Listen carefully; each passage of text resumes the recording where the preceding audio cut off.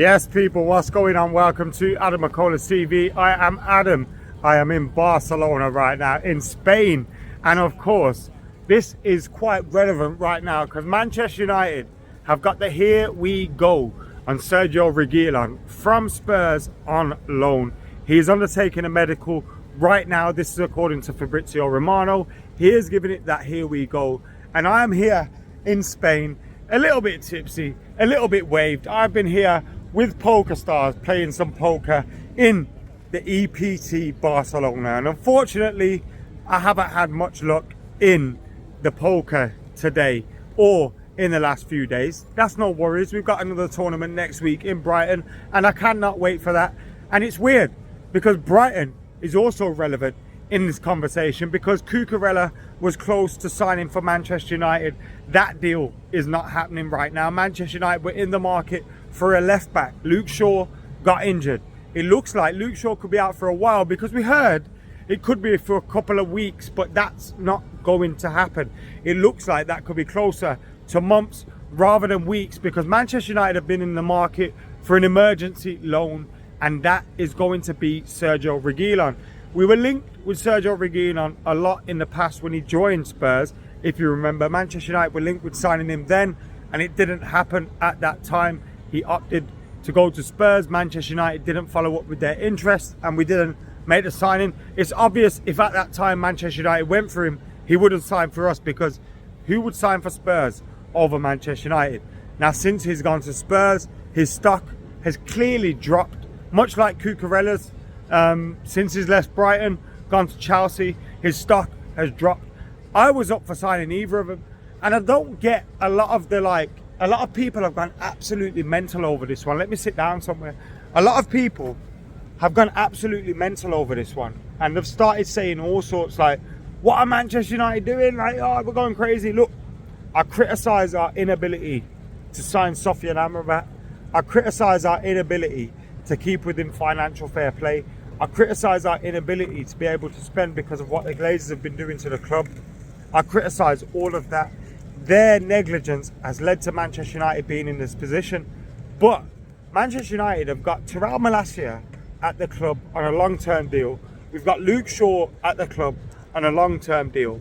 Buying or getting in an emergency loan or an emergency left-back on loan for the season isn't a bad idea. And when you look at some of the names we've been linked with, Reguilon, Cucurella, for example, I feel like they kind of tick the same boxes. There were two players that signed for their current teams. They were massively rated. They haven't fucking hell. What was that, by the way? That was a big old, I don't know what that was, dragonflies, something that just flew at me, but that nearly fucked me up. Anyway, there are two players that have signed for their clubs recently. Look at that as well. Can you see that? Full moon, bro. Full moon. There are two players that signed for their recent clubs and have not lived up to the expectations that were put on them when they joined those clubs. And getting them on loan. Now, I don't know whether there's going to be an option for a permanent deal in these deals for Reguilon, but getting them on loan gives us the opportunity to replace Luke Shaw to Tyrell Malacia. Give us an option. Just look, if we played Diogo Dalot at right back, at left back, and Aaron Wan-Bissaka at right back, if they get injured, we're fucked. Do you know what I mean? We're fucked. Now, Alvaro Fernandez, a lot of people will be saying he should be playing, but okay, we play him for the next month or two. But then when Tyrell Malacia and Luke Shaw come back, then what? He's going to be stuck not playing in the reserves. That boy Alvaro Fernandez needs to go out on loan and get play. We could bring in a left back right now who's on loan. Alvaro Fernandez can go out on loan. We can weigh up what happens with him by the time the summer comes around. And if Sergio Reguilon comes in and he tears it up for Manchester United, Manchester United can decide to sign him. If he doesn't, we can decide no. And the benefit is, if he's a flop and you don't do well at Manchester United, then guess what? Luke Shaw's going to be back in a few months. Tyrell Malacia is going to be back in a month or so. Manchester United will have those fullback options there. So this isn't a deal that I can criticise that much. I can't come out here and start going mad about this deal. Now, I can criticise Manchester United's dealings elsewhere. I can criticise the way the Glazers and Woodward and everyone else have done things that have led us to this position where financial fair play is hamstringing us and we can't spend.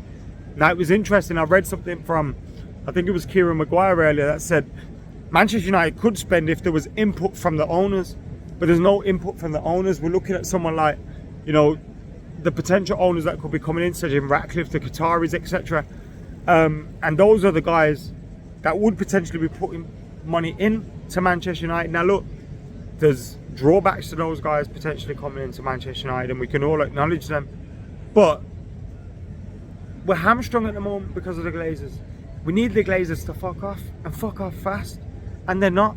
So right now we just have to deal with the situation that we're in.